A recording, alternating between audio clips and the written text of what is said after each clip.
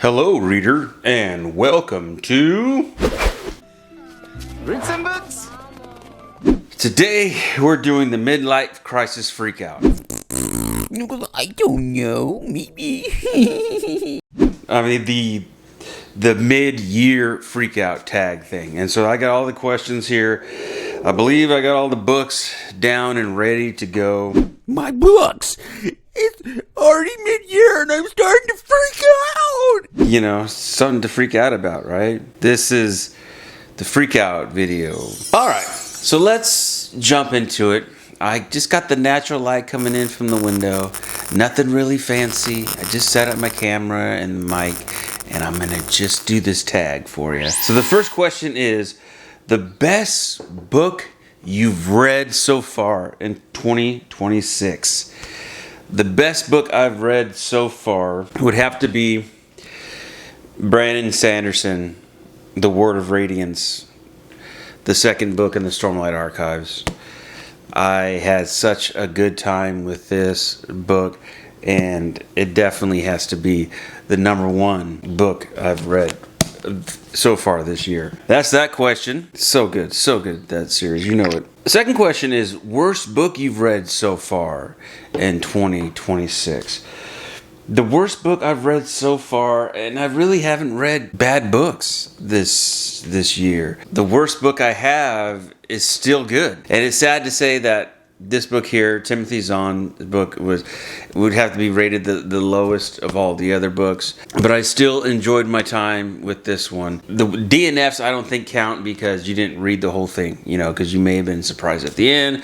So I have a few DNFs, but they're not like DNFs because I don't like it, because maybe I just wasn't in the mood. And I still have, you know, the two other books that are in this omnibus. The first story here, it would probably be my lowest ranking of the year, but it's still good. Timothy Zahn's amazing, right? The third question is, what's the best sequel you've read so far in 2026?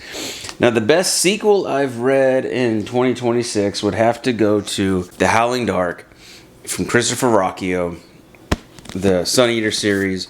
Of course, it's great. I really enjoyed my time with this here book. Best so far of the series would have to be Demon in White, and that's the book I just read. The immediate sequel to that series would be this one, in which I really enjoyed this one a lot. This was fun. The first type of spark between him and Valka. That's so horrible. Sorry. Don't say these things, guys. All right. That's Howling Dark. I love it.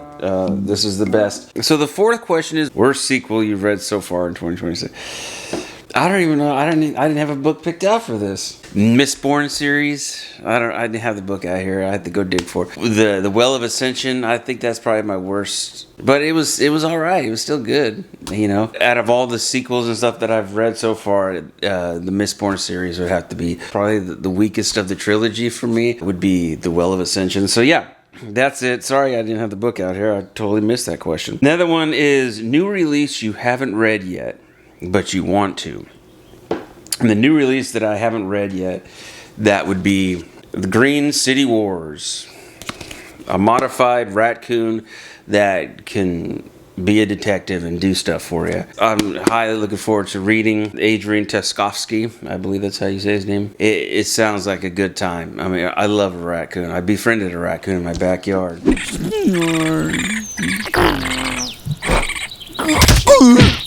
And he was with us for quite a while, and I was able to hold his hand and feed his food, and he would eat right out of my hand and come up to me and, you know, chill out and lay on his back. I'm looking forward to reading that. Next question here, the biggest surprise of the year. Now that was kind of crazy for me, because the biggest surprise to me would have to go to Brandon Sanderson's Warbreaker, because I had no idea I would appreciate this as much as I have. And this book was super entertaining, and I enjoyed my time with it heavily. So yeah, this one took me by surprise, because I had no idea how good this was going to be. I really enjoy the character work here. The story was really fun. This was something else. This was such a good book that I appreciated. So that was probably like the biggest surprise of the year right there so far. And the next one is favorite new author or debut or new to you. I would say the newer author that I've read that I was really, really happy with. But it would have to go to Leopard Errant, Fallon O'Neill.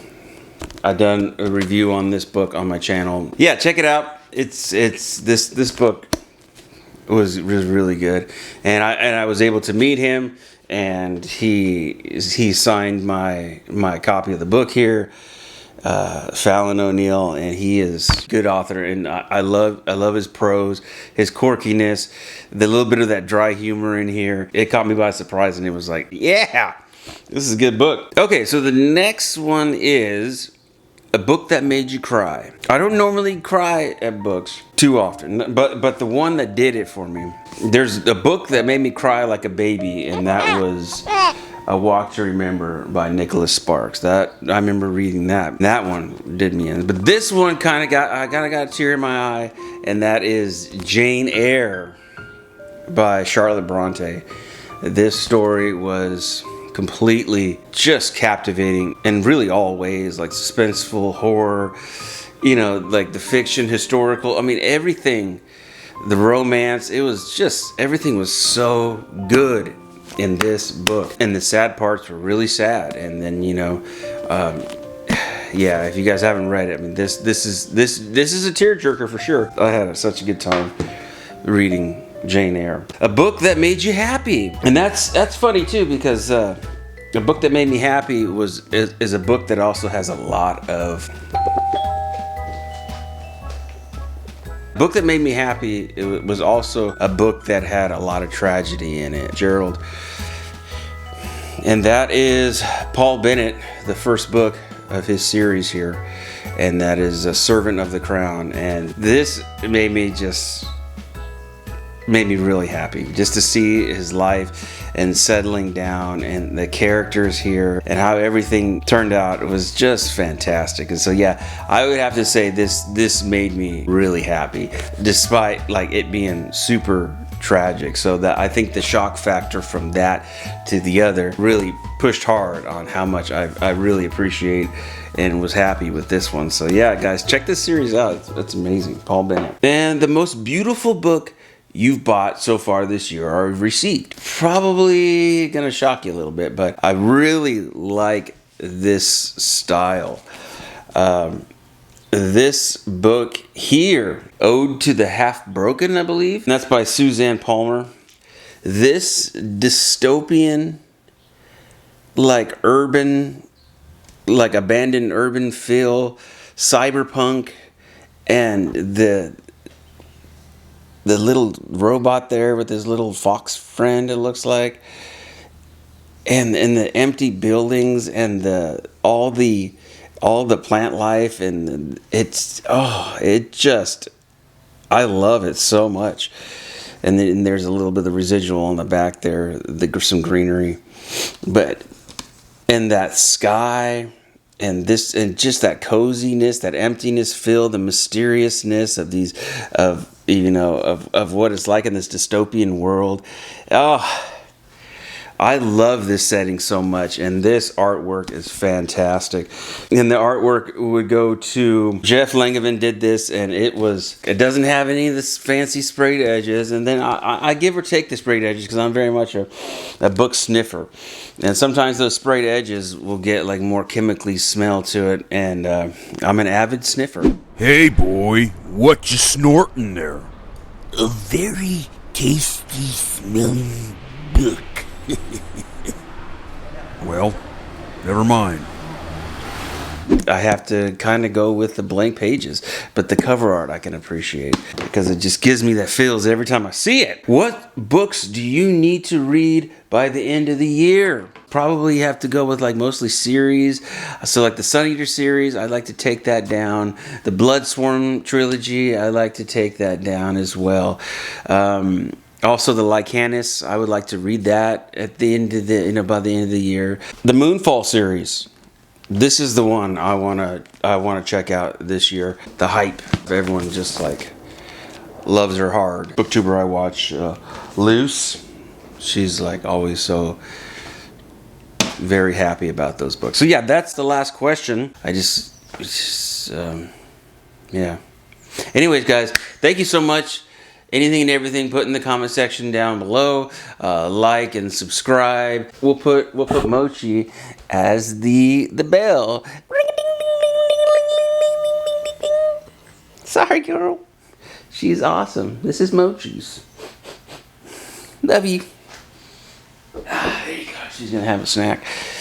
Thank you guys so much for hanging out with the guy and his cat and his books. You guys are amazing. I thank you for all the cool comments and the interaction in here. Pulp Mortem, he's awesome. He just checked the channel out. All those guys, man. I just love all the booktubers because they're just so down to earth. They love to read. They love to talk about books. And I love that because it's just all about sharing goodness and love of books. So anyways, guys, till next time, we'll talk to you later. All right, take care. Bye.